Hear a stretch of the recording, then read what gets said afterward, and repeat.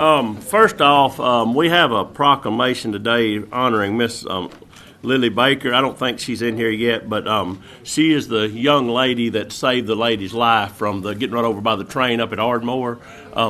Might have a little confusion there, but we're going to recognize her. We've got a proclamation here. Commissioner Samet reached out to me. Ardmore Police Chief Jeremy Robinson has reached out. So we're going to be doing that at some point, but I just wanted to recognize her for her heroism today and what she did to save a lady's life. So. All right, and next thing is under public comment, we have Miss Helen Carter on here. Miss Helen's not going to be here today. She has called. She had some sickness this morning, so that one will be struck off.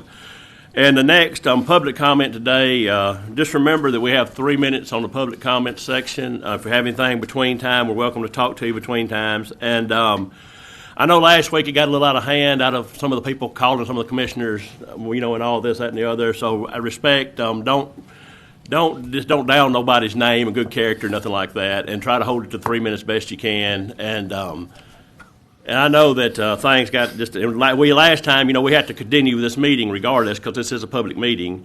And last time when the public comment section was over, everybody was disrespectful and got up and stuff. So we need to keep everybody down quiet. And you're welcome to walk out quietly, but please, out of respect for everything else that goes on, let's remember that. All right. Now, speaking of that, Ellen, do we have any public comment? Yes, Amber Martin. Miss Martin. How you doing this morning? Good morning. I'm doing well. How are you? Doing great. Like I said, my name is Amber Martin, and myself and my family live in Belmina. We've lived there for about 15 years now. I'm a homeschooling mom and a civil engineer, and I've been working on reviewing these draft permits since I became aware of them in early December.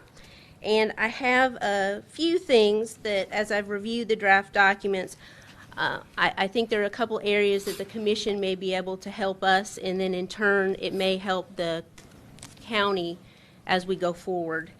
One of the things that I would like to highlight this morning is that the permit requires an anti-degradation policy rationale to explain, and this is in the rationale, why the project is necessary for important economic and social development in the area of the outfall. And when you read the section of the permit only describes how the project will benefit the county from a tax revenue perspective and then also the jobs creation from the contractor. But it doesn't account for the loss of property value in our area, and it also doesn't account for the potential loss of jobs to our area when people leave because the quarry will be going in. And if you look at the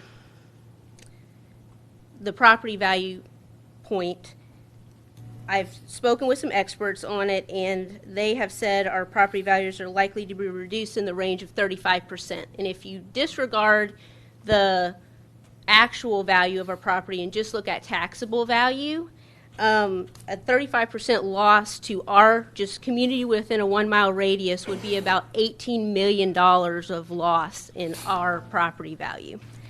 And that doesn't sound very necessary for important economic and social development in our area to me. And this is supposed to be for the area of the outfall, and we are in the area of the outfall. Also, our community is diverse, and if you think of about any trade within our area, somebody within our community works it. We have production workers, mechanics, nurses, plumbers, electricians, truck drivers, engineers, carpenters, farmers, and a lot more. And many people will likely move if this quarry goes in. So far, from our community survey, we have over 60 citizens who fill jobs that are of critical need in our county. And if the process continues and we're not treated with enough regard that this goes somewhere else, it's highly unlikely, I think, that these same people who provide fill critical jobs within our community will stay. So I would like your help in reaching out to ADEM to request that a complete rationale be developed for this anti-degradation policy. Thank you, ma'am. Carissa Callan. Ms. Gallup.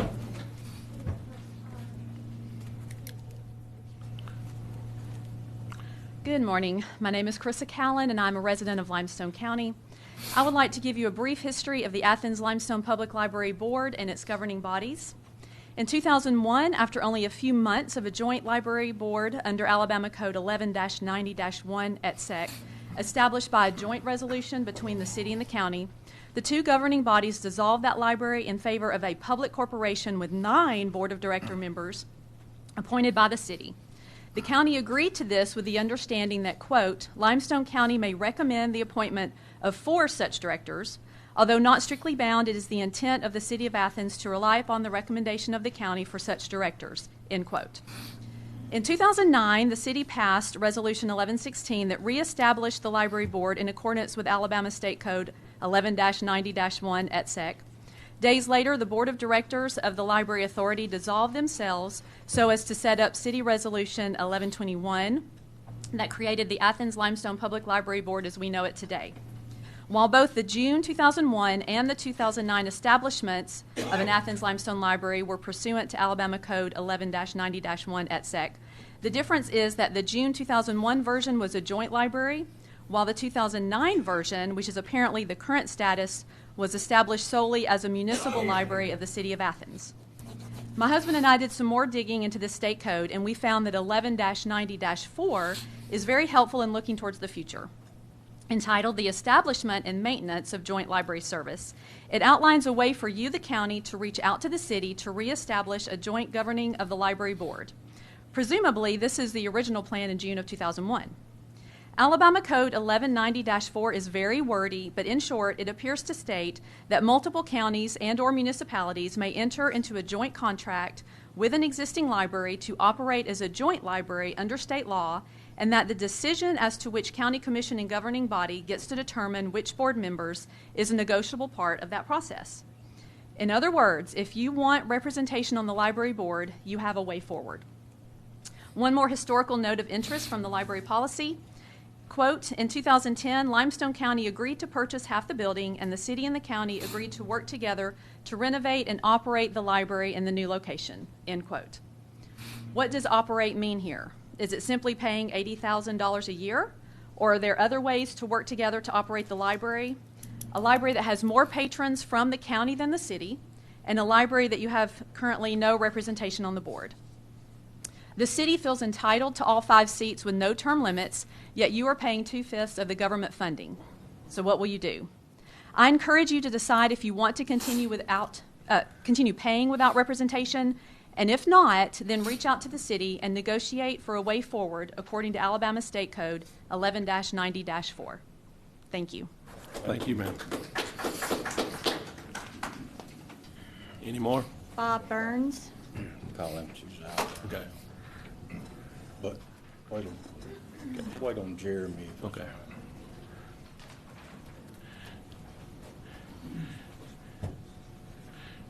How you doing, Mr. Burns? I'm doing well, thank you. Good morning. Good morning. First of all, save your notes. I'm going to send this in an email to you so you have it.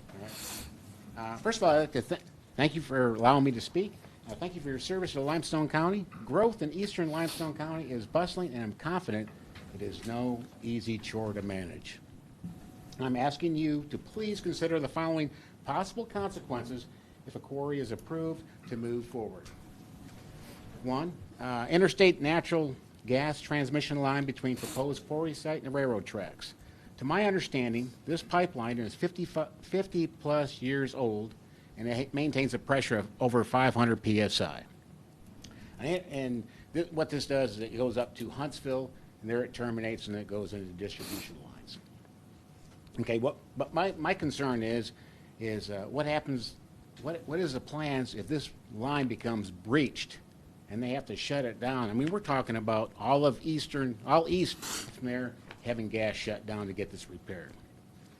So the next part of this, I have what I refer to as a chorus, is like a foot stomper. I'm going to, it's going to be the same repeat after every consequence that I'm going to refer to. And this is the solution to prevent such an occurrence due to blasting in the quarry. The chorus, exercise your powers and use the Code of Alabama, Title 45, Local Laws, Chapter 42, Limestone County, Section 45-42-260, authority to zone county property outside corporate limits of municipalities. Okay, I'm not going to go into depth on that, but it just repeats itself. My second concern is the releasing of radon gas. We all know it's prevalent in this part of Limestone County. 15 counties in Alabama have identified as having the highest potential for each elevated levels. Limestone and Madison counties are part of those 15. Radon gas mixed with dust from mining operations would quickly reduce air quality in area around quarry processes. Will the air quality be monitored around these quarry operations? And I don't know if they have to monitor that, for radon gas and the dust levels. Next, Limestone Creek. We all know there's an endangered species, the spring pygmy sunfish. The following was taken from the U.S. Fish and Wildlife page on the spring pygmy sunfish. We, the U.S. Fish and Wildlife Service, designate critical habitat for the spring pygmy sunfish under the Endangered Species Act as amended. In total, approximately 6.7 miles of streams, 1,330 acres in Limestone and Madison counties. Alabama fall within the boundaries of the critical habitat designation, Wheeler National Refuge, within designated critical habitat. Limestone Creek is not. Go ahead and finish your sentence up. I'm sorry.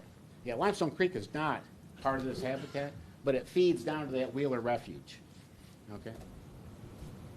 Want me to stop? Yes, sir, if you don't mind. You going to email us all of that? Yeah. Okay. Thank you, sir.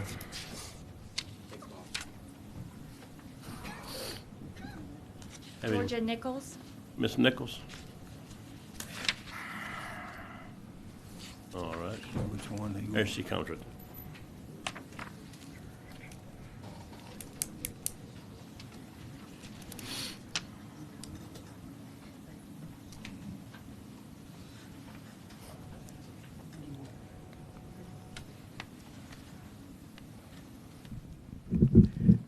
How are you, ma'am? I'm well, thank you. Good morning, everyone. Good morning. Morning. I don't live in the Bell Minor area, but I do have concerns about the rock quarry. I don't know whether you have a criteria of where you have to locate a rock quarry, but it seems like it's in a populated area, and I notice that people are complaining about the loss of property value and so forth, and I just wonder what you have to consider when you decide to place a rock quarry. I don't want you to bring it to Tanner, though. But anyway, that's my concern. Okay. All righty. Thank you, ma'am. Thank you, Ms. Nichols. Brian Jones. Hello, Mr. Jones. How you doing this morning? Good morning.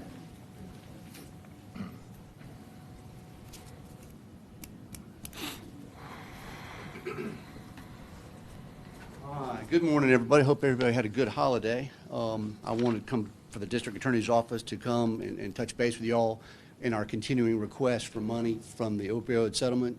Likewise, a continuing request to be included in next year's general fund budget. We, going through the books this morning, first quarter of the fiscal year, we posted a $52,000 loss. Looking at the books this morning, by the time we get to the month of March, we're going to be in a similar situation. As the commission's aware, we posted over a $200,000 loss last year, had to have a layoff, lost 3 key personnel. I'm down to pretty much everybody's left. And right now, today, we have 2 lawyers in the office. I got my chief assistants on maternity leave. As we continue to have these losses, at some point in time, we're going to reach a point where we're not going to be able to service the citizens of this community. So we just want to go ahead and continue to ask to be included in both those budgets. All right. All right? Thank you, Mr. Jones. Thank you. Janice Thornton Manning.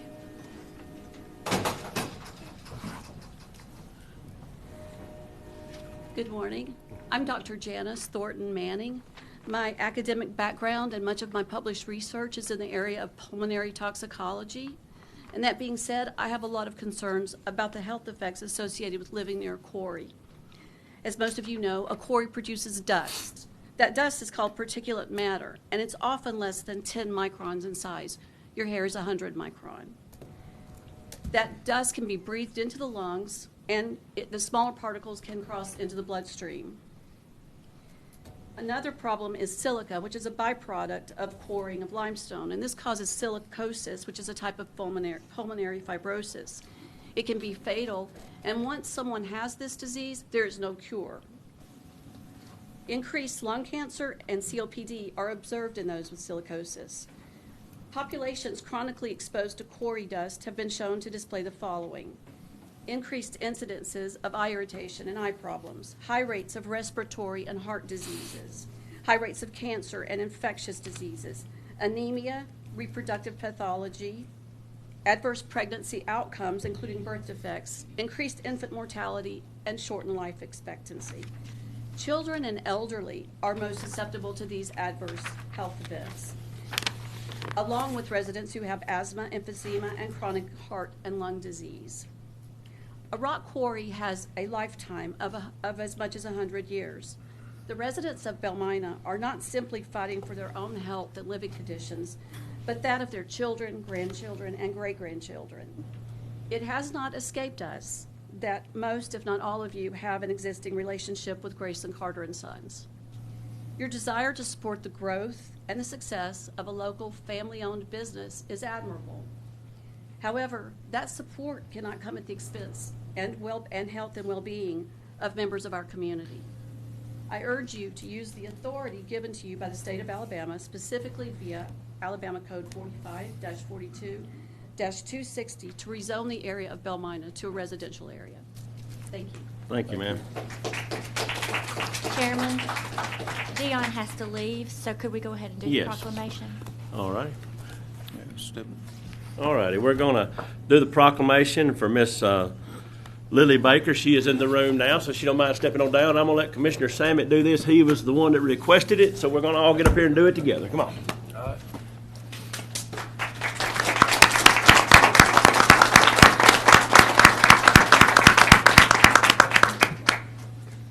This lady's a hero, y'all. This proclamation, Limestone County Commission, whereas it is written in the Bible, greater love has no one than this, to lay down one's life for one's friends. Amen. The Limestone County Commission is aware that on Monday, February 5th, 2024, Lily Baker was driving on Austin Whit Road when she witnessed a woman in a wheelchair struggling to cross the railroad track. After witnessing a number of people pass by the elderly woman, Ms. Baker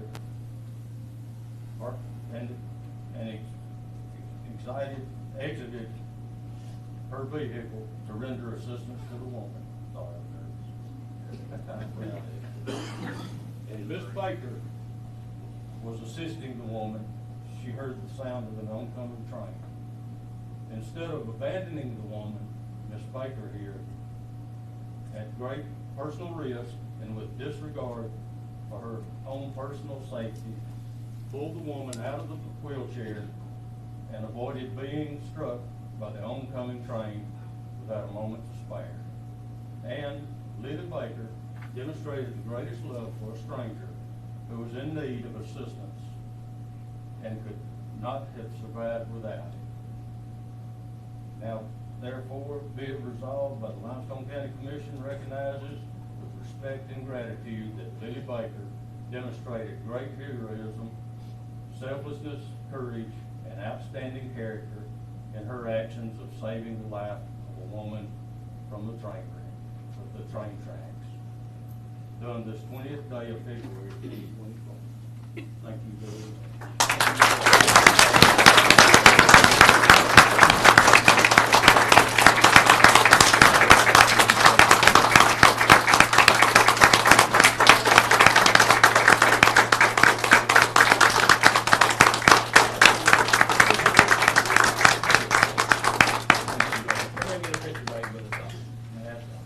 in here, Sheriff. Come on, get in the picture with us.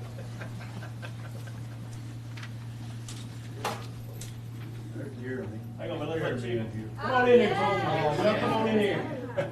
We got our Ardmore Police Chief in here with us today. Come on in here.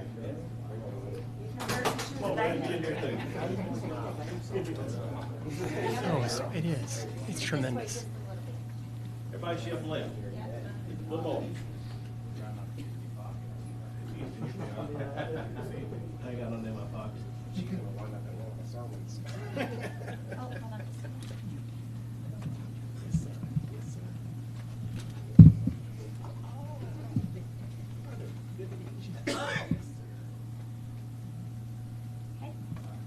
Thank you. Appreciate you. Get ready.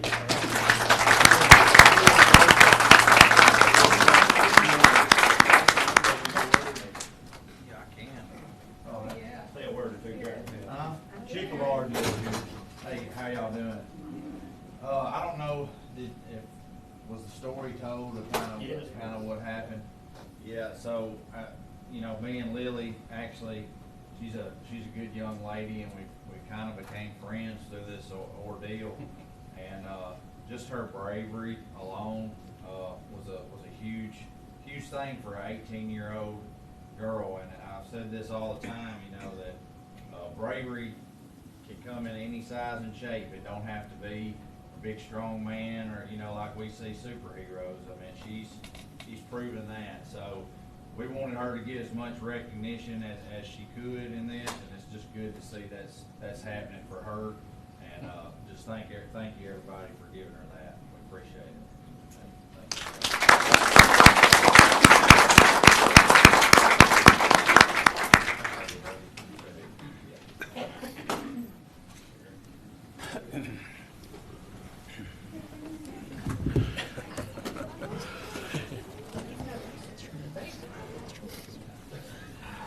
Thank y'all. Thank y'all. And we want to thank everybody for coming in today for that. That is an awesome story right there. And I mean, like I said, that'll be something she'll be remembered for the rest of her life, that little second of bravery. So we've got Ellen next. Eddie Garrett. Miss Garrett. I was going to try not to be emotional today, but after that, It's hard not to be following that. what a wonderful young woman. Dr. Thornton Manning spoke just a few minutes ago. She comes to our meetings in Belmina, and she had prepared a paper for us outlining the impact of the quarry on human health and the environment. Among other things, she listed high rates of cancer and infectious diseases, shortened lifespan, high rates of respiratory and heart disease. Groundwater can be polluted by increased sediment or accidental spills. Destruction of habitat resulting in potential elimination of protected or endangered species. And to clarify, there are 3 endangered snails in Limestone Creek. They are in Limestone Creek. Robert Reeve spoke to y'all extensively about the risk of radon exposure. Other things of concern are residents with existing pulmonary diseases, damage to property, increased danger on the roadways, additional damage to roadways, decreased property values. My husband and I talked quite a while last week to a gentleman who has PTSD. We hadn't even thought about that. Veterans who live in the area have always enjoyed this quality of life that this area has offered them. He was very, very concerned how this blasting will affect him and others like him. Haven't these veterans given enough already? I think the anger and frustration that you've experienced from this community comes from a lack of communication. Alabama Code Section 4542-260 states in part, the Limestone County Commission may divide any territory at its discretion. No one will tell us why you can't use this statute to stop this quarry from being built. Why was this statute created if not for a time such as this? I've had more than one attorney tell me that you have the power. The only exception in the statute is if the property is assessed for current use, which this property is not. We need someone to talk to us and explain. We would like also to know the date, time, and by what means the request to the Attorney General's office was sent, and how that whole process works. The people of the Belmina community have a very personal stake in this. It is where they live. Anger and frustration occur when there's a lack of knowledge. It has been inspiring to hear hours of work that a lot of these people have spent trying to find a way to put an end to this. We meet every Thursday night at 6 o'clock at Belmina Methodist Church. We would love to have you and Mr. Deal, the county attorney, to talk to us. Or can you please explain these things today? Thank you. Thank you, Ms. Garrett. Wilbert Woodruff. Hello, Wilbert. How you doing today? Doing good. Good morning, everybody. I've been told that it's within the power of this commission to, as the lady before me said, put brakes on this forming the opening of the quarry down in Belmina community.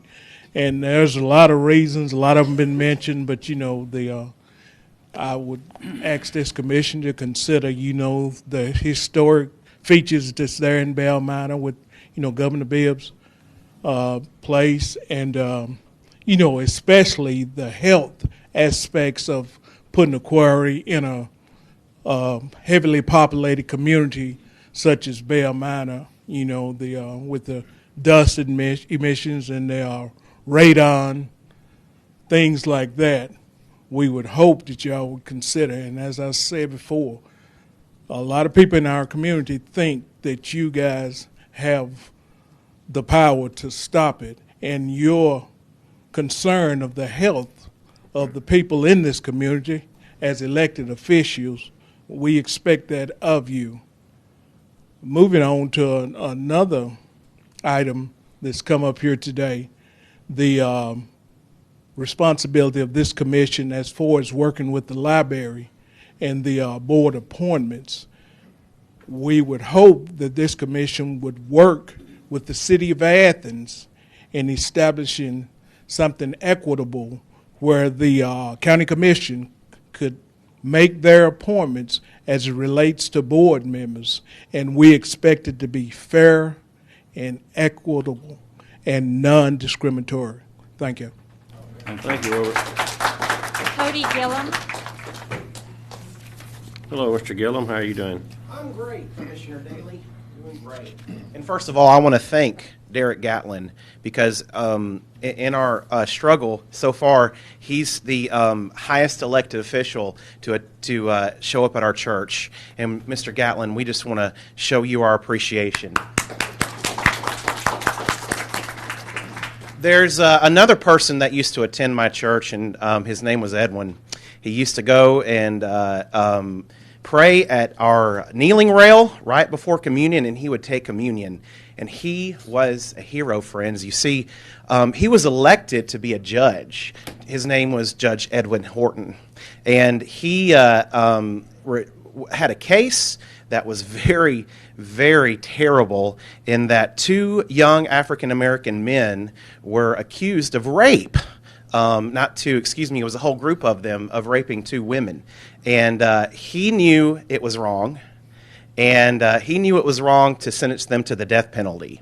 And he also knew it was wrong to find them guilty. So he threw out the case. And he shook up the justice system. And friends, he is a hero. And I'm proud to say that he was a member of my church. And did you know that there are two statues on the square at the courthouse here in Athens? One of them is his. We just honored one of our local heroes today. And I want you to know that in the courthouse of my mind, there are more spaces for heroes. 5 more spaces. Friends, the train is coming. And we are struggling to get out of the way. We need your help. 45-42-260 gives you the power to pull us off the tracks and help us. Now, you can't say it's unfair to the company when you have so many people that are there that don't have the means to leave this community if this thing goes in. It's unfair to your constituents. Please help us. I implore you to help us. You will be our hero. They don't know it yet, but when we win, we're going to have a block party. And I want to invite each and every one of you as our honored guests because you did what you were supposed to do and you helped out your fellow man and you laid down even your career if it meant it to help your fellow man. Your fellow man are here today, right here. Stand up if you're opposed to this quarry right now, if you would. These are the faces of the people that need your help, friends. Please help us. And I want to thank you for everything you do for our community and for our county. Please be our champions in this fight. Use Alabama Code 45-42-260 to stop this right now. It is a fallacy that you cannot do it. And so you must use that law to help us. Thank you. Thank you, sir. Xerxes Wall. How you doing, Mr. Wall? Doing well, you? Doing great. All right, so I'm going to talk about a little something different here. There has been a lot of speculation about the effect of Limestone County's participation in the National Flood Insurance Program on eligibility for grants and disaster assistance.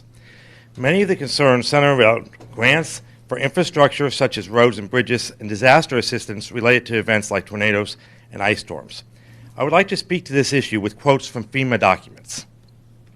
One, and this is a quote, "A community's participation in the National Flood Insurance Program is voluntary and communities must apply to participate." Two, financial assistance for acquisition or construction purposes, including in some cases federal disaster assistance, may not be available in those areas. Now, they also define this assistance, and this is a quote as well. Financial assistance for acquisition or construction purposes includes financial assistance for the acquisition, construction, reconstruction, repair, or improvement of any publicly or privately owned building or mobile home, and for any machinery, equipment, fixtures, and furnishings contained or to be contained therein.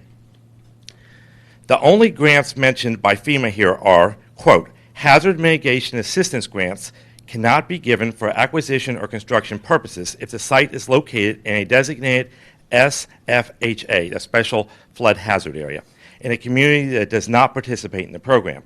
Now, we just, in the paragraph above, defined what that means as far as the construction acquisition.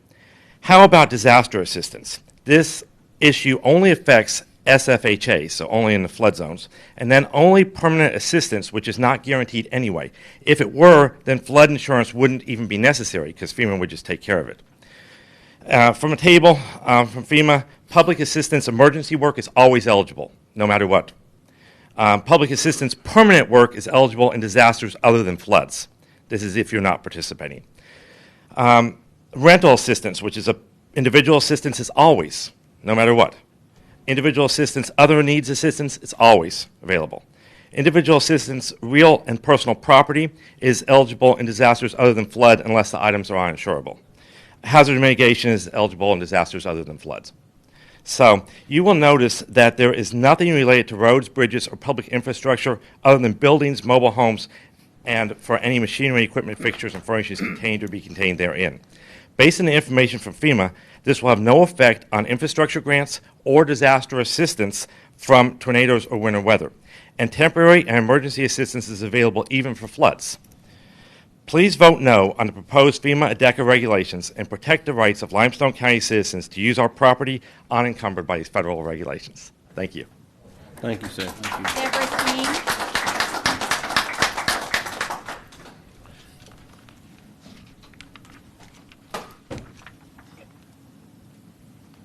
Deborah King. Deborah King. She's coming in. How you doing, Miss King? Sorry about that. My name's Deborah King, and I'm a Limestone County resident, have been all my life.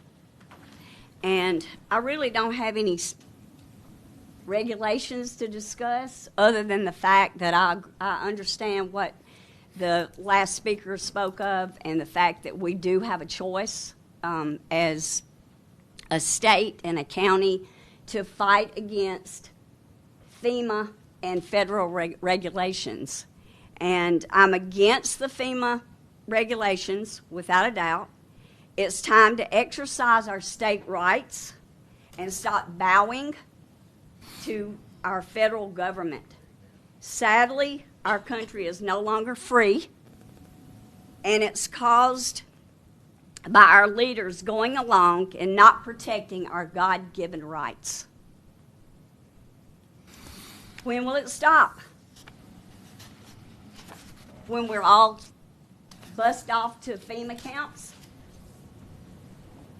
We have the right to protect our own personal property.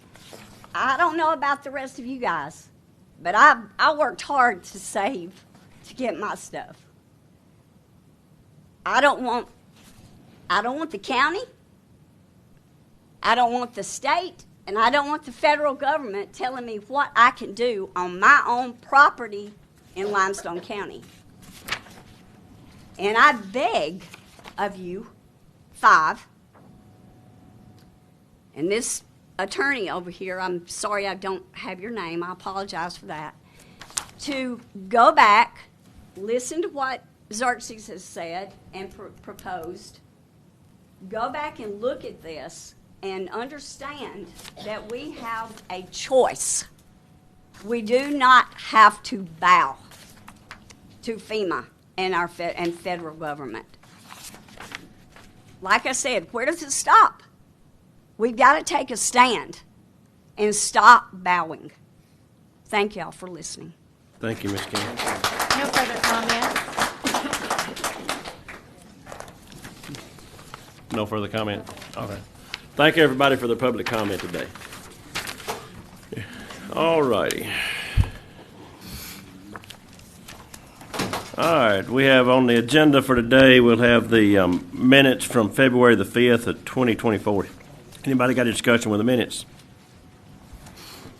All right, no discussion with the minutes. We'll have the claims in the amount of $1,041,414.88. Anybody got a discussion with any claim being paid?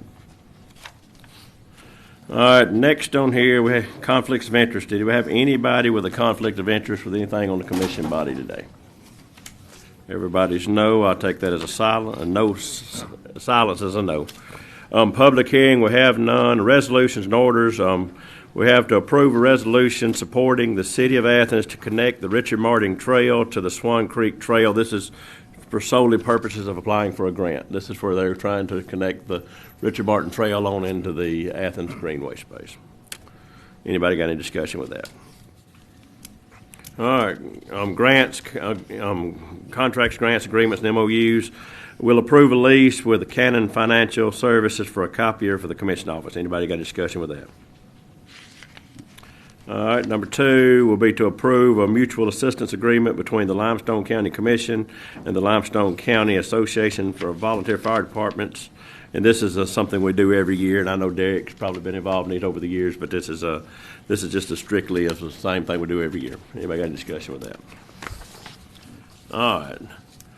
Budget revisions, we have a couple of budget revisions today. The first one for the sheriff's office is $24,554.18. And this other one is what we talked about last week. This is for the safety incentives that we had, decided we'd take $100,000 out of and put into safety projects. And that's $25,000 per district, and that's what those budget revisions are. And I know Commissioner Salmon has already working on a blinking light at East Limestone, and I think Commissioner Townsend has something he's already working on too. So, but like I said, y'all come up with the projects, and there's the money for that. Anybody got a discussion with that? Emergency purchases, we have none. Board appointments, we have none. Award of bids, we have one bid right here to award, and it's for gas and diesel. And it'll be retroactive back to February the 5th of 2024. Anybody got a discussion with that bid? Mr. Chairman, this, if I'm not mistaken, this is out of, I don't know what state they're out of. Are they gonna work through W.H. Thomas to get this fuel delivered, or? Well, we didn't have W.H. Thomas last time. We had a Z's or somebody to that effect, wasn't it? That's right. This is just with the low bidder on this.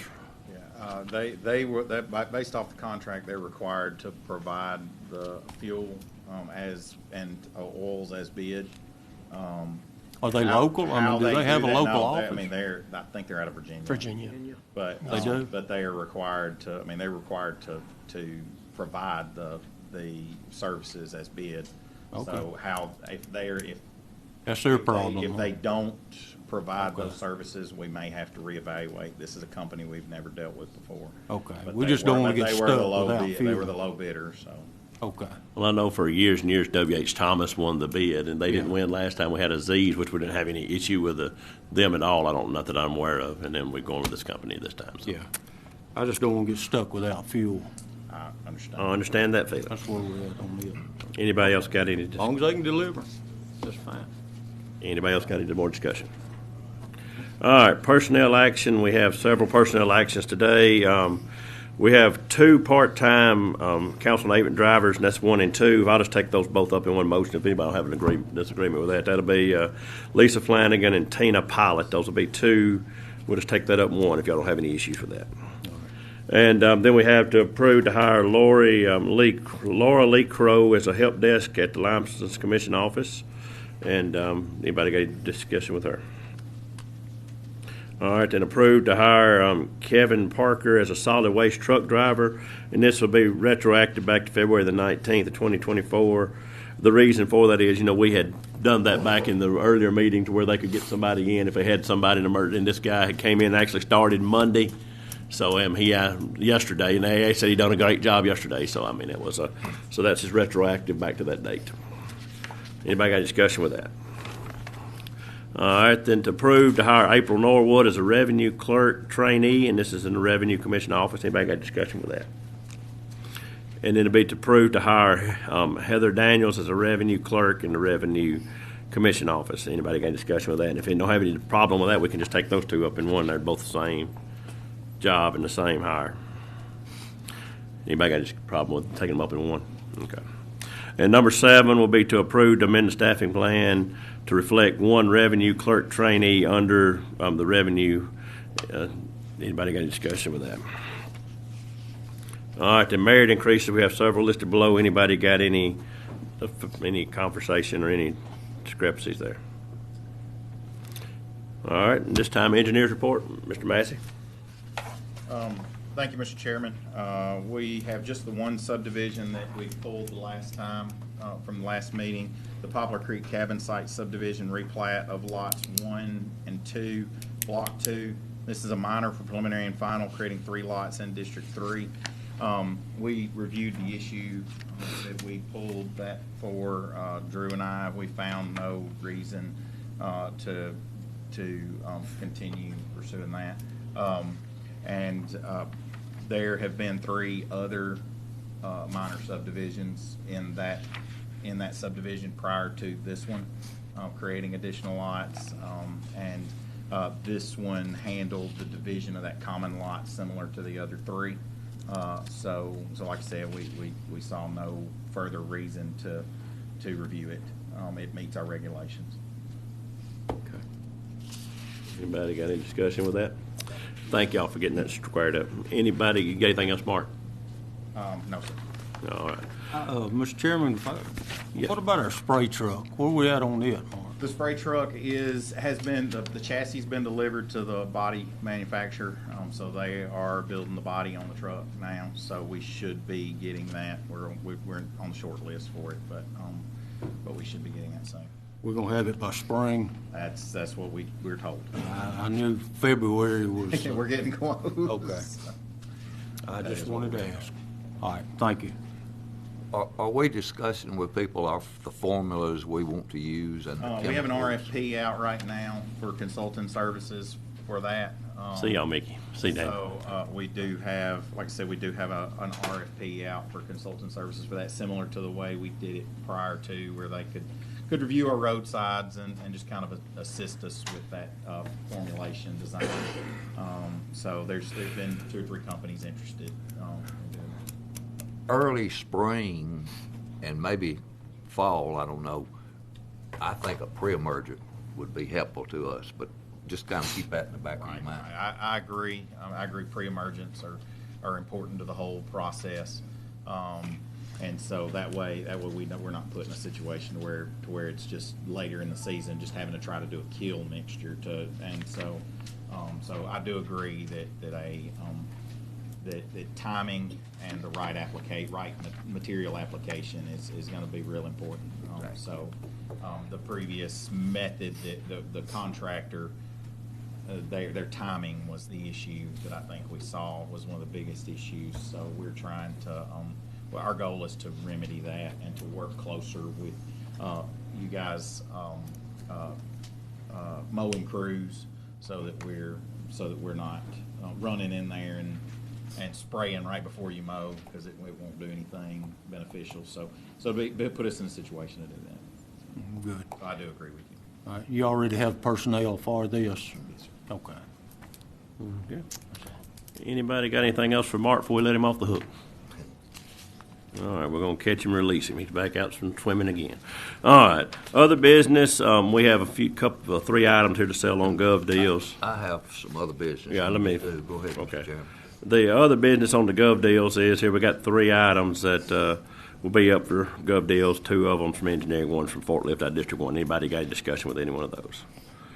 All right, then number 2 will be to approve or revise previous minutes to reflect the clarity of the deputy coroners and assistant coroners. And the issue with this is the coroners, there was a little discrepancy in the minutes of how deputy coroners and assistant coroners, we have like on the staffing plan, we have 2 of one and 1 of the other, and it's right backwards in the minutes. So we was just doing some research on that and found that. So it's just to clarify in the minutes that it's supposed to be one, I can't remember exactly which way it is. It's 1 deputy and 2 assistants, and I think it's the minutes reflect it's 2 assistants and 1 deputy. So I mean, that's this kind of to clear that up. We had done some research on that for a local bill they were looking at. So that was the reasoning for that is Emily had found that, so we just wanted to clear that up.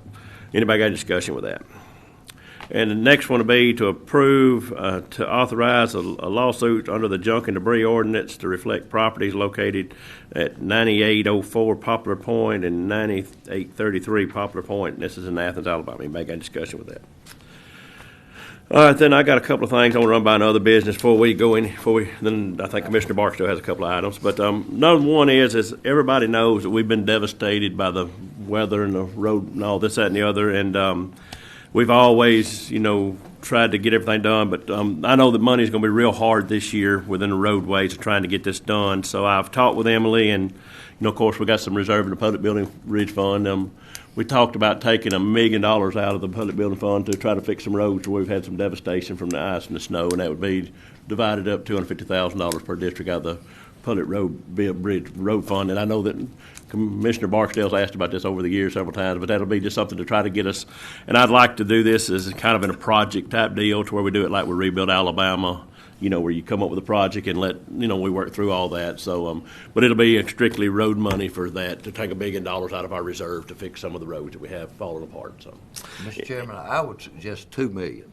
Well, and like I said, we have the funds available. That would be, $1 million is 2.5 miles of road, and I'm not.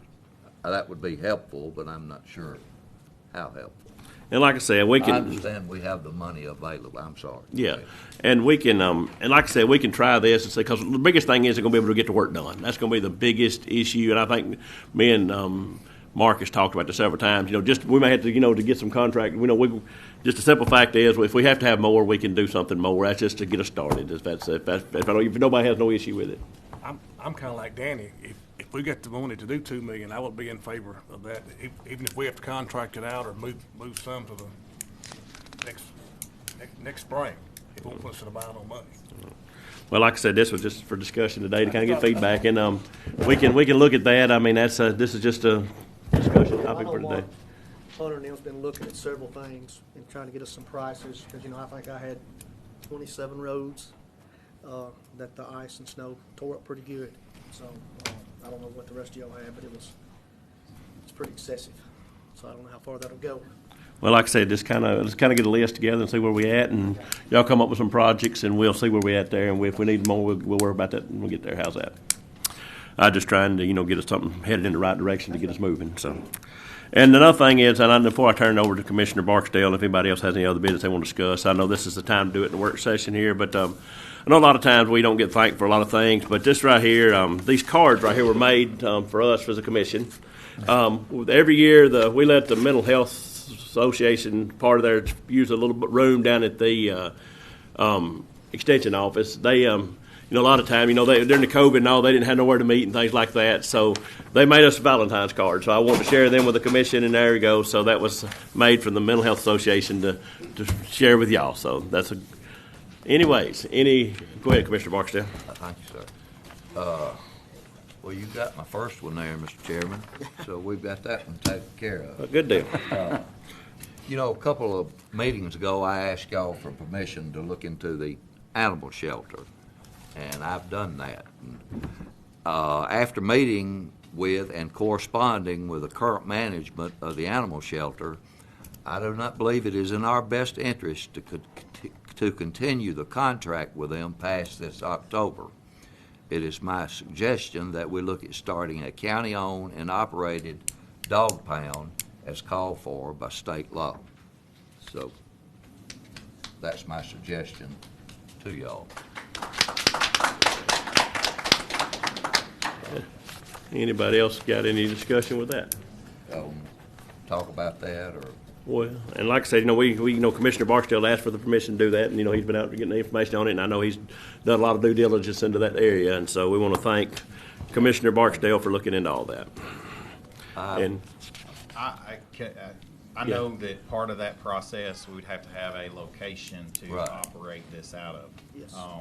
I need some feedback as to where you would like to do this and what you would like to do. We all know space is an issue, growing county, lots of things, so I would need some feedback into how to proceed, because if we are going to either build a purpose-built building for this, we would need to try to get that out there and get that bid and get that going so that we can have a facility to operate out of. We do have a self-made expiration. Yeah, so I mean, that's time is going to be of the essence. So I do need some direction on what to do there. I think all of us have been down to look at the Morgan County shelter, and I'm impressed with the way they do business.